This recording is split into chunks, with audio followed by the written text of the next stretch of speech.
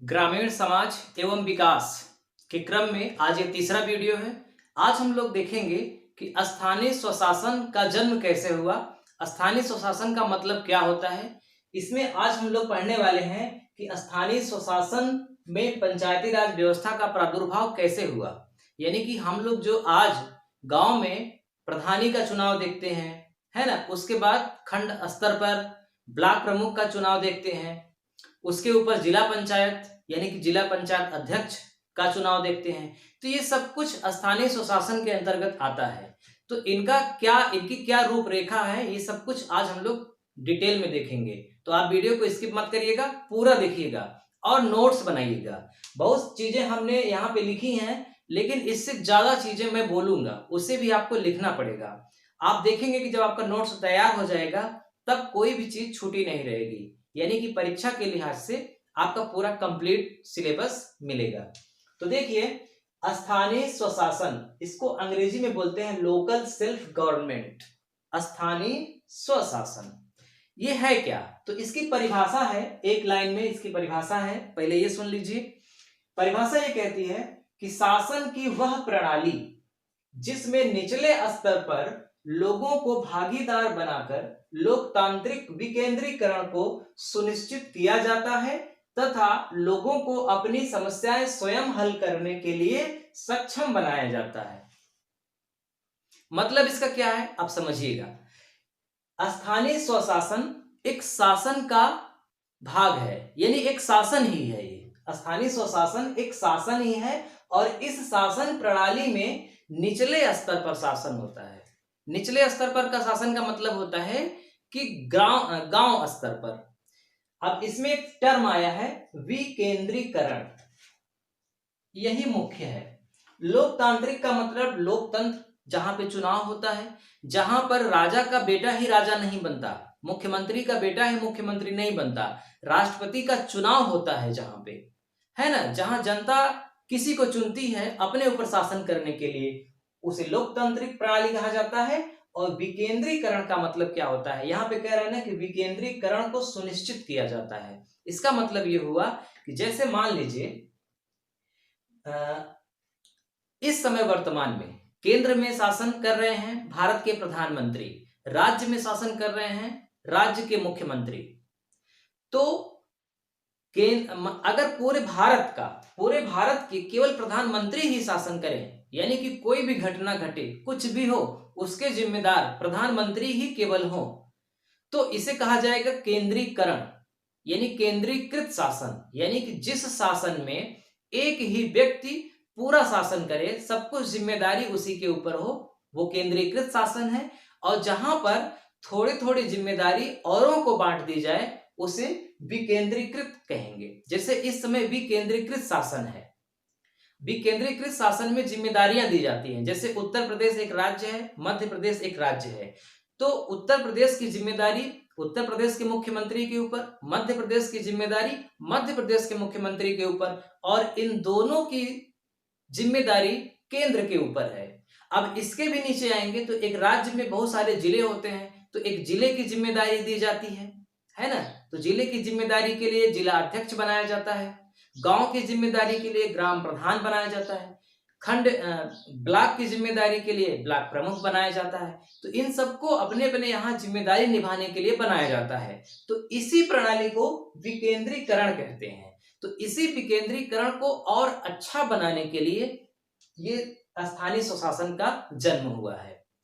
अब और इसमें होता क्या है कि अपनी समस्याएं लोग खुद सुनते हैं। उदाहरण के लिए, जैसे गांव में अगर कोई घटना घट जाए, गांव में जैसे किसी की मान लीजिए भैंस चोरी हो जाए, तो क्या इस घटना को मुख्यमंत्री के पास पहुंचाया जाएगा या प्रधानमंत्री के पास पहुंचाया जाएगा? नहीं, इस घटना को उस गांव के मुखिया के पास पहुंचाया जाएगा और संभवतः वो मुखिया ही इस समस्या का निवारण कर देगा। और वो मुखिया कौन है? उसी गांव का निवासी है। तो उसी गांव के निवासी अपनी समस्याएं खुद अपने से सुन रहे हैं, यही स्थानीय स्वशासन है। अब आगे बढ़ते हैं कि इसकी शुरुआत तो मौर्य काल में इसकी शुरुआत हो गई थी।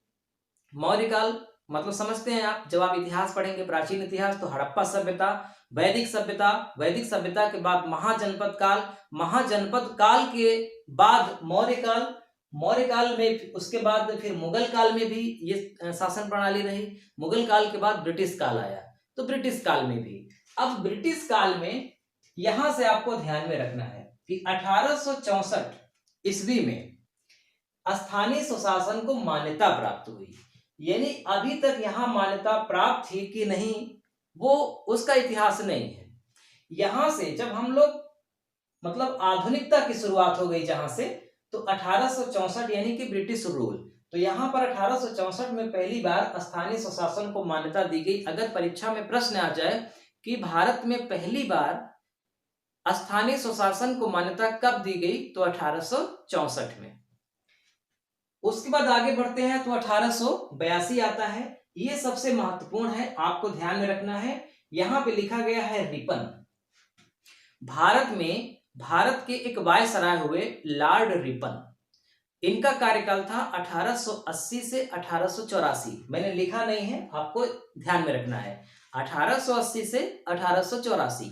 इनके पहले लॉर्ड लिटन थे, लेकिन लॉर्ड लिटन के बाद जो लॉर्ड रिपन आए 80 से 84 के बीच में, तो इनको भारत का हितैषी कहा जाता था, इनको सज्जन रिपन कहा जाता था, और इन्हें ही आधुनिक भारत के शुरुआत का जन्मदाता कहा जाता है, लॉर्ड रिपन को।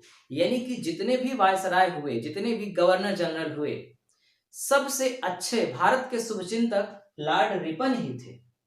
अब लॉर्ड रिपन को ही जन्मदाता कहा जाता है स्थानीय स्वशासन का। तो एक प्रश्न तैयार हो गया आपके लिए कि भारत में स्थानीय स्वशासन का जन्मदाता कौन है। तो भारत में स्थानीय स्वशासन का जन्मदाता लॉर्ड रिपन है। लॉर्ड रिपन कौन थे? भारत के वायसराय थे, इन्हें सज्जन रिपन कहा जाता है। इन्होंने कैसे शुरुआत किया था कि तालुका बोर्ड एवं जिला बोर्ड, दो बोर्ड बनाए थे। छोटे लेवल स्थानीय लेवल पर तालुका बोर्ड और बड़े लेवल पर जिले लेवल पर जिला बोर्ड बनाए थे और जिम्मेदारी सौंपे थे। और इसमें यह कहा था कि आप अपनी समस्याएं खुद सुनिए, आप स्वतंत्र हैं, लेकिन अगर आप कुछ ऐसा करेंगे जो प्रजा के खिलाफ है, यानी कि लोग बगावत कर रहे हैं, तब हम उसमें इंटरफेयर करेंगे। जब तक लोग संतुष्ट हैं तब तक ठीक है। तो ऐसा इनका नियम था। अब लॉर्ड रिपन की बात आई है तो कुछ और फैक्ट जान लीजिए। लॉर्ड रिपन से परीक्षा में कुछ और प्रश्न पूछे जाते हैं, बहुत महत्वपूर्ण। जैसे पहला पॉइंट, लॉर्ड रिपन का कार्यकाल कब से कब तक था? 1880 से 1884 तक। पहली बात ये ध्यान में रखिए। उसके बाद 1881 में भारत की पहली वास्तविक जनगणना की गई थी। 1872 में मेयो के समय, लॉर्ड मेयो के समय में भारत की पहली जनगणना की गई थी। तो यहाँ पे दो प्रश्न तैयार होते हैं। भारत की पहली जनगणना कब हुई थी? लॉर्ड मेयो के काल में। लेकिन वास्तविक भारत की जनगणना की शुरुआत हर 10 वर्ष के बाद होगी। इसके लिए 1881 में नियम बनाया गया। तो वास्तविक जनगणना की शुरुआत 1881 में हुई। और कौन शुरुआत किया? लॉर्ड रिपन ने। समझ रहे हैं ना? क्योंकि सज्जन रिपन इसीलिए कहा जाता है क्योंकि ये भारत के शुभचिंतक थे। और समझिए, 1881 में वास्तविक जनगणना की शुरुआत हुई। उसके बाद 1881 में ही भारत में पहली बार कंपनी एक्ट लाया गया, कंपनी अधिनियम, कारखाना अधिनियम। इसमें यह सुनिश्चित किया गया कि कोई भी लड़का 12 घंटे से ज्यादा काम नहीं करेगा। मतलब इसका मतलब ये हुआ कि लोग 18-18 घंटे तक, छोटे छोटे बच्चे 18-18 घंटे तक काम करते थे। पहली बार ये नियम बनाया गया कि 12 घंटे से ज्यादा कोई काम नहीं करेगा, खतरनाक काम बच्चों को नहीं दिया जाएगा, ये नियम बनाया गया। 1882 में स्थानीय स्वशासन का जन्म इन्होंने किया। और vernacular press act, press act का मतलब होता है कि भारतीय लोग जब प्रेस मतलब कोई चीज छापते थे, उनकी जो कोई प्रेस कंपनी थी छापने के लिए अखबार, तो इन पर बैन था। तो ये पहली बार ये बैन हटा और भारतीयों ने भी कारखाने मतलब खोले। तो ये इनकी मतलब जानकारी थी लॉर्ड रिपन की, जो अतिरिक्त जानकारी थी मैंने आपको दिया, याद रखिएगा। आगे बढ़ते हैं 1919 भारत शासन अधिनियम 1919 शासन अधिनियम। इसमें राज्य का विषय बनाया गया। मतलब इसका क्या है? मतलब इसका ये है कि जो ये स्थानीय स्वशासन था, इसके पहले केंद्र का विषय था। लेकिन 1919 में इसे राज्य का विषय बना दिया गया। मतलब कहा गया कि जो छोटे मतलब लोकल लेवल पे गवर्नर हैं, एक तो भारत का गवर्नर या भारत का वायसराय, उसके बाद छोटे छोटे राज्य टाइप के बांटे गए थे, तो उनका अलग था, तो उनको सौंपा गया ये जिम्मेदारी इसकी। फिर 1935 में भारत शासन अधिनियम, इसमें पूर्णतः राज्य का विषय इसे बना दिया गया। तो अगर परीक्षा में प्रश्न आए कि स्थानीय स्वशासन को पूर्णतः राज्य का विषय कब बनाया गया, तो भारत शासन अधिनियम 1935 में। भारत का जो संविधान बना उसकी ज्यादातर बातें भारत शासन अधिनियम 1935 से ली गई। ये भी ध्यान रखिएगा, अगर कभी पूछा जाए कि भारत के संविधान में सबसे ज्यादा बातें कहां से ली गई हैं, ब्रिटिश के संविधान से, दक्षिण अफ्रीका के संविधान से, भारत शासन अधिनियम 1935 से, तो क्या टिक लगाएंगे, भारत शासन अधिनियम 1935 से। अब 1935 के बाद आप समझिए ध्यान से, अब भारत आजाद हो गया। भारत आजाद हो गया। अब जब भारत आजाद हो रहा था तो गांधी जी की बहुत बड़ी भूमिका थी। गांधी जी ने ग्राम स्वराज की अवधारणा को जन्म दिया था।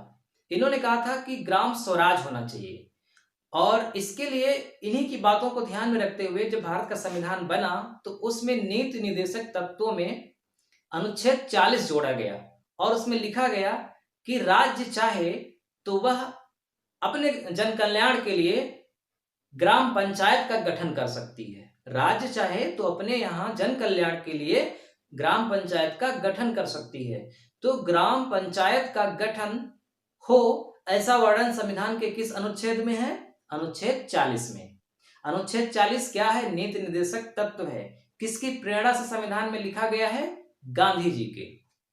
तो सबसे पहले गांधी जी को ही ध्यान में रख करके सामुदायिक विकास कार्यक्रम 2 अक्टूबर 1952 में शुरू किया गया। 2 अक्टूबर यानी गांधी जयंती 1952 को सामुदायिक विकास कार्यक्रम शुरू किया गया। इसी सामुदायिक विकास कार्यक्रम का मतलब सभी समुदाय का विकास कैसे हो, इसके लिए योजनाएं बनने लगी। अब इसी में राष्ट्रीय प्रसार सेवा एक योजना बनी 1953 में। इसके 2 लक्ष्य थे, आर्थिक विकास एवं सामाजिक विकास। यानी कि राष्ट्रीय प्रसार सेवा का उद्देश्य था लोगों की आर्थिक तंगी को कम करना, यानी लोगों को धन मुहैया कराना, और सामाजिक विकास।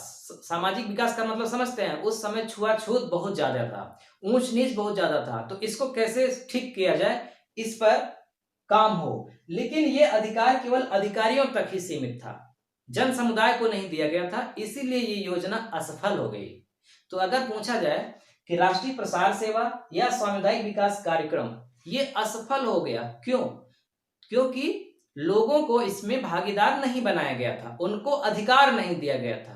भागीदार बनाया गया था, अधिकार नहीं दिया गया था। ये अधिकार केवल सरकारी कर्मचारियों, अधिकारियों के पास थी, इसीलिए बहुत ज्यादा गड़बड़ी के कारण इस योजना को असफल मान लिया गया और ये समाप्त हो गई। जब ये योजना समाप्त हो गई तो बड़ी चिंता की बात बनी कि आखिर स्थानीय स्वशासन के लिए क्या किया जाए, क्योंकि भारत गांव में बसता है। गांव का विकास ही भारत का विकास है, और गांव का विकास तभी होगा जब गांव के लिए पर्सनल कोई योजना हो, कोई संस्था हो जो देखे वहां की छोटी छोटी जरूरतों को समझे। क्योंकि दिल्ली में बैठा हुआ व्यक्ति वो छोटे से गांव के बारे में क्या जानेगा, बहुत करेगा, एक टीम भेजेगा जांच के लिए, तो कितनी बार टीम भेजेगा, जिस तरह की जांच टीम करेगी वही मान लिया जाएगा। तो ये विचार किया गया कि स्थानीय लेवल पर जब शासन होगा, उनको जिम्मेदारी दी जाएगी, तो वो खुद अपने लिए मांग करेंगे, काम करेंगे। तो इसके लिए क्या किया जाए, तो इसी के लिए समिति बनाई गई। तो स्थानीय स्वशासन के लिए मुख्य रूप से 5 समितियां बनी, और 2 समिति बनी है, लेकिन वो परीक्षा में नहीं पूछी जाती। परीक्षा में यही 5 समितियां पूछी जाती हैं, समय समय पर बनाई गई, जिसमें से पहली समिति थी बलवंत राय मेहता, दूसरी अशोक मेहता, तीसरी पीवीके राव, एलएम सिंघवी, पीके थुंगन समिति। 57, 77, 85, 86, 88, ये डेट भी याद रखिएगा, और ये बहुत महत्वपूर्ण है समितियों को जानना। इन समितियों के बारे में आज हम केवल बलवंत राय मेहता के बारे में जानेंगे, अगले वीडियो में इन 4 समितियों के बारे में जानेंगे। तो बलवंत राय मेहता की जो समिति बनाई गई, समिति का मतलब एक टीम थी, उस टीम के अध्यक्ष थे बलवंत राय मेहता और उस समिति का नाम था ग्रामोद्धार समिति। इधर मैं मिटा देता हूं, पहले आप इसका स्क्रीनशॉट ले लीजिए। तो बलवंत राय मेहता जिस समिति के अध्यक्ष थे उस समिति का क्या नाम था? ग्रामोद्धार योजना। ग्रामोद्धार योजना के अध्यक्ष बलवंत राय मेहता को बनाया गया और इस समिति ने 1 साल के बाद ही यानी 1958 में ही अपनी रिपोर्ट दिया। इसने रिपोर्ट क्या दिया? इसने रिपोर्ट ये दिया कि भारत में एक पंचायत होनी, मतलब भारत के गांव में ग्राम पंचायत होनी चाहिए और वो 3 स्तर में होनी चाहिए। तीनों स्तर का नाम क्या रखा? ग्राम स्तर पर ग्राम पंचायत, समझिएगा ध्यान से, ग्राम पंचायत, उससे ऊपर यानी कि ब्लॉक स्तर पर ग्राम पंचायत और क्षेत्र पंचायत, जिला स्तर पर जिला पंचायत। 3 प्रकार के पंचायतों का इन्होंने वर्णन किया और इसे कहा जाता है त्रिस्तरीय प्रणाली। भारत में स्थानीय स्वशासन की त्रिस्तरीय प्रणाली किसने दिया? बलवंत राय मेहता ने दिया। इसीलिए स्थानीय स्वशासन यानी कि पंचायती राज व्यवस्था का जन्मदाता बलवंत राय मेहता को दिया जाता है, क्योंकि इन्हीं की बातों को ध्यान में रख करके भारत में ग्राम पंचायत का गठन किया गया और प्रायोगिक तौर पर सबसे पहले इसे आंध्र प्रदेश में शुरू किया गया, कुछ राज्यों में प्रायोगिक तौर पर यानी आजमाने के लिए, प्रयोग के तौर पर। लेकिन जब वहां ठीक ठाक चला तो उसके बाद राजस्थान के नागौर में, राजस्थान का एक जिला है नागौर, नागौर में 2 अक्टूबर 1859, डेट याद रखिएगा, 2 अक्टूबर 1859 को राजस्थान के नागौर जिले में ग्राम पंचायत का गठन किया गया और उसी साल पूरे राजस्थान में ग्राम पंचायत का गठन किया गया, यानी पंचायती राज प्रणाली का गठन किया गया और राजस्थान के बाद फिर आंध्र प्रदेश में। तो अब अगर आपसे पूछा जाए कि भारत में पंचायती राज व्यवस्था को सबसे पहले कहां शुरू किया गया? राजस्थान में, उसके बाद आंध्र प्रदेश में। अगर ये शब्द दे दे प्रायोगिक तौर पर कहां शुरू किया गया, तब आंध्र प्रदेश होगा, वास्तविक रूप से राजस्थान में। और फिर धीरे धीरे पूरे राज्यों ने इसे स्वीकार किया और लगभग आज सभी राज्यों में पंचायती राज व्यवस्था विद्यमान है। और बस, तो बलवंत राय मेहता के बारे में इतना ही कि त्रिस्तरीय इन्होंने पंचायती राज प्रणाली का वर्णन किया, ग्राम पंचायत, क्षेत्र पंचायत और जिला पंचायत। इन्हें पंचायती राज व्यवस्था का जन्मदाता कहा जाता है, किनको? बलवंत राय मेहता को। तो आज बस इतना ही। अब कल पढ़िएगा अशोक मेहता। तो अशोक मेहता के बारे में आप पढ़ेंगे कि इन्होंने जो प्रणाली बनाई, जो सिस्टम बनाया, जो इनके सिस्टम पर चालू हुआ नियम, ग्राम पंचायत का गठन हुआ, उसमें क्या गड़बड़ी है और क्या अच्छाई है, इसकी समीक्षा करने के लिए अशोक मेहता समिति को बनाया गया। कब? 20 साल बाद, यानी कि 1977 में, यानी कि 57 से 77 तक ये कार्यक्रम चला। हालांकि 57 में तो बनी थी समिति, 59 से 57 तक कार्यक्रम, 59 से 77 तक ये कार्यक्रम चला और 77 में अशोक मेहता समिति बनाई गई इसकी जांच के लिए, समीक्षा के लिए, रिपोर्ट देने के लिए। तो उन्होंने क्या रिपोर्ट दिया और फिर आगे क्या हुआ, ये अगले वीडियो में। तो अगर आपने पहली बार देखा है तो चैनल को सब्सक्राइब कर लीजिए और प्रतिदिन 11 बजे आपको एक वीडियो मिलेगा। आप अगर देखते हैं और नोट्स बनाते हैं तो आप जान लीजिए ग्राम विकास और समाज से संबंधित कोई भी प्रश्न आपका परीक्षा में नहीं छूटेगा, पूरा आप कर जाएंगे।